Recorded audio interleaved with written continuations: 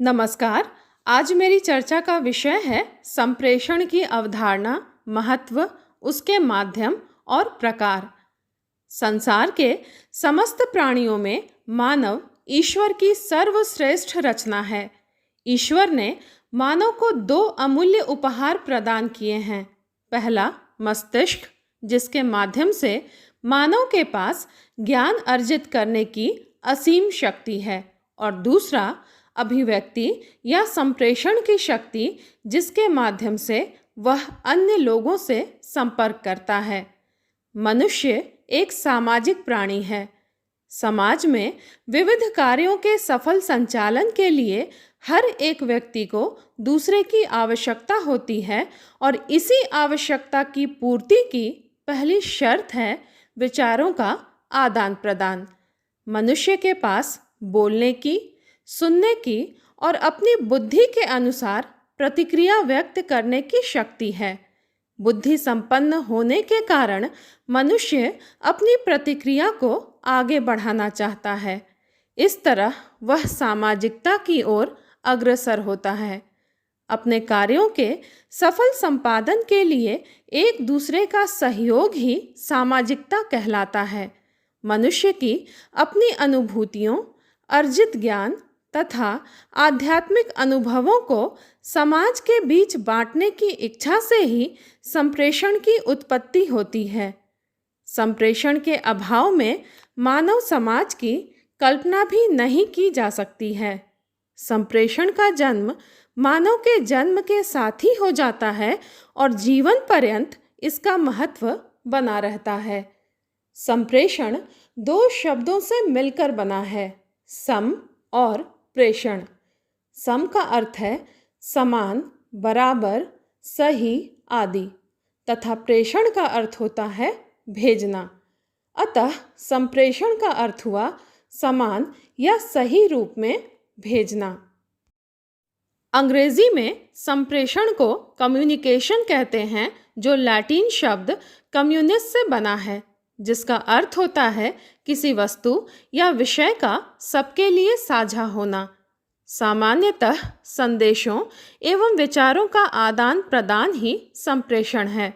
एक व्यक्ति द्वारा दूसरे व्यक्ति को सूचनाओं एवं संदेशों का भेजना तथा प्राप्तकर्ता द्वारा उन्हें ठीक उसी सही अर्थ में समझना ही संप्रेषण है।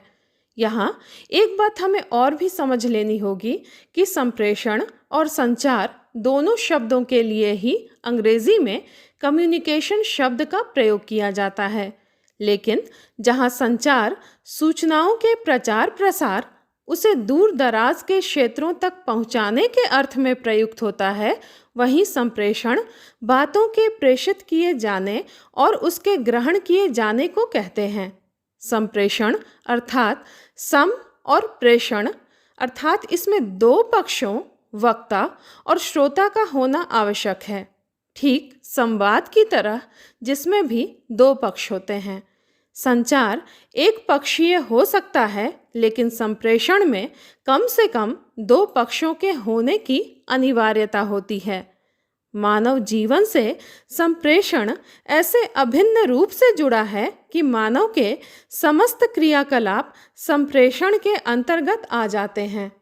विद्वानों द्वारा संप्रेषण के लिए दी गई परिभाषाएं निम्न हैं। एडर डेल के अनुसार संप्रेषण का अर्थ होता है परस्पर विचारों एवं भावनाओं की साझेदारी करना। Doctor IP. तिवारी के अनुसार संप्रेषण जीवन की एक क्रिया है। इसके अभाव में जीवन की कल्पना नहीं की जा सकती। राम प्रकाश प्रजापति ने लिखा है, संप्रेषण एक आशयजनक प्रक्रिया है जिसके अंतर्गत व्यक्ति अपने विचारों और भावनाओं को व्यक्त करता है। इसमें दो या दो से अधिक व्यक्तियों के बीच सूचनाओं का आदान प्रदान किया जाता है। संप्रेषण के माध्यम से वक्ता अपने विचारों को व्यक्त करता है एवं श्रोता वक्ता के विचारों को ग्रहण करता है। संप्रेषण की प्रक्रिया में न्यूनतम दो व्यक्तियों की अनिवार्यता होती है, एक प्रेषक और दूसरा अभिग्राही अर्थात प्राप्तकर्ता। चाहे संप्रेषण का माध्यम कोई भी हो। सर्वमान्य है कि भाषा संप्रेषण का सबसे सशक्त माध्यम है, परंतु अगर यह प्रश्न किया जाए कि भाषा क्या संप्रेषण की सार्वभौम अर्थात मन की सारी अवस्थाओं से संबंध रखने वाली माध्यम है, तो इसका उत्तर होगा नहीं। कई बार विभिन्न स्थिति में मूक या मौन रह जाना अभिव्यक्ति से अधिक भाव को संप्रेषित करता है। हंसना, रोना आदि शब्दों के आधार की अपेक्षा नहीं रखते। सुख दुख दोनों ही अवस्थाओं में आंखों से निकलने वाले आंसू अलग अलग भाव संप्रेषित करते हैं। मूक या बधिर भी संकेत या इशारे से सारी बातें अभिव्यक्त करते हैं। इस दृष्टि से संप्रेषण मुख्यतः दो प्रकार का होता है। पहला शाब्दिक संप्रेषण और दूसरा अशाब्दिक या आंगिक संप्रेषण। शाब्दिक संप्रेषण शब्दों या वाक्यों पर आधारित होता है। इसे हम दो वर्गों में विभाजित कर सकते हैं। पहला मौखिक संप्रेषण और दूसरा लिखित संप्रेषण। पहले हम जानेंगे कि मौखिक संप्रेषण है क्या। देखा जाए तो अधिकतर संप्रेषण मौखिक होता है। इस संप्रेषण का मूल आधार और माध्यम भाषा है। मौखिक संप्रेषण में संदेश या विचार व्यक्त करने वाला तथा संदेश को प्राप्त करने वाला दोनों आमने सामने होते हैं। शब्दों या वाक्यों के सहारे जब संप्रेषण किया जाता है वह मौखिक संप्रेषण कहलाता है। यह प्रत्यक्ष एवं अप्रत्यक्ष दोनों रूपों में होता है। प्रत्यक्ष में दो व्यक्ति आमने सामने रहते हैं तथा अप्रत्यक्ष में संदेश प्रेषक टेलीफोन, मोबाइल आदि की सहायता लेता है। उक्त संप्रेषण की सफलता के लिए शब्दों और वाक्यों का उपयुक्त चुनाव, सही आवाज और स्वर का होना आवश्यक है। मौखिक संप्रेषण के विविध माध्यमों में साक्षात्कार, सम्मेलन, सभाएं, भाषण, रेडियो प्रसारण, टेलीफोन पर वार्तालाप, आमने सामने वार्तालाप आदि हैं। अब हम जानेंगे कि लिखित संप्रेषण क्या है। लिखित संप्रेषण का अर्थ है लिखकर किया गया संप्रेषण, अर्थात जब संप्रेषण किसी भाषा में लिखकर संपन्न होता है तब उसे लिखित संप्रेषण कहते हैं। लिखना भी एक कला है। कोई लेखक कहानी, कविता, नाटक आदि लिखकर अपनी बातों को, अपने विचारों को पाठकों को प्रेषित करता है। योजनाबद्ध ढंग से लिखकर व्यक्ति अपनी बातें सही ढंग से संप्रेषित कर सकता है। लिखित संप्रेषण के माध्यमों में समाचार पत्र, पत्रिकाएं, किताबें आदि प्रमुख हैं।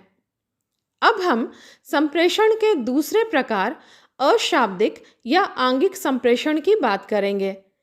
इस संप्रेषण प्रक्रिया में बिना शब्दों या वाक्यों के ही अर्थात व्यक्ति के बिना कुछ बोले ही भाव अभिव्यक्त हो जाते हैं, जिसमें मनुष्य के विविध अंगों की भूमिका होती है, जैसे आँख, नाक, कान, त्वचा, जीभ आदि। इस संप्रेषण के अंतर्गत व्यक्ति के हाव भाव, शारीरिक चेष्टाएं, वाणी या आवाज, देखकर, किसी वस्तु को सूंघकर, स्पर्श कर आदि समाहित हैं।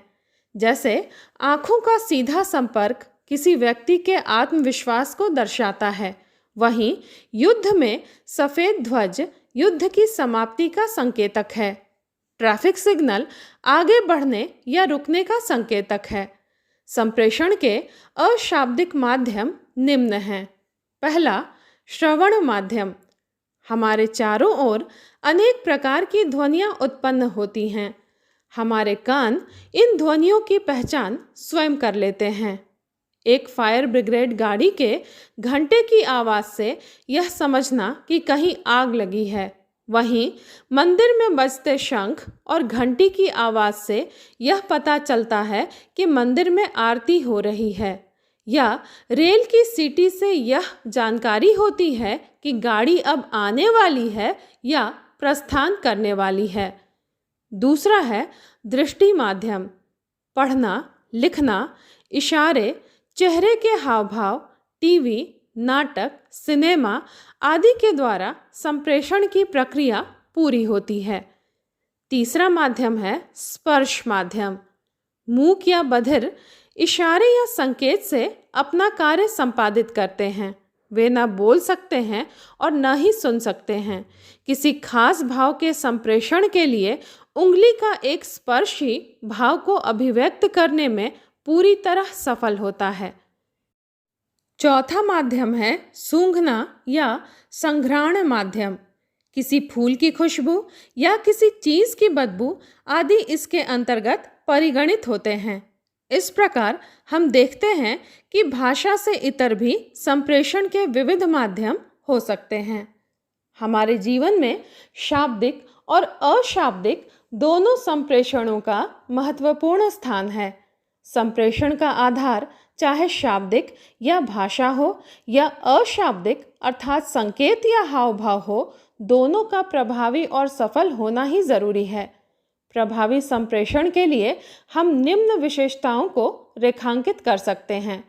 पहली विशेषता है संदर्भ का समान ढांचा। वक्ता से श्रोता तक संदेश अगर सही रूप में नहीं पहुंचता है तो संप्रेषण असफल रहता है। अतः प्रभावी और सफल संप्रेषण के लिए संदेश देने वाले और संदेश ग्रहण करने वाले के बीच संदर्भ का समान ढांचा होना आवश्यक है।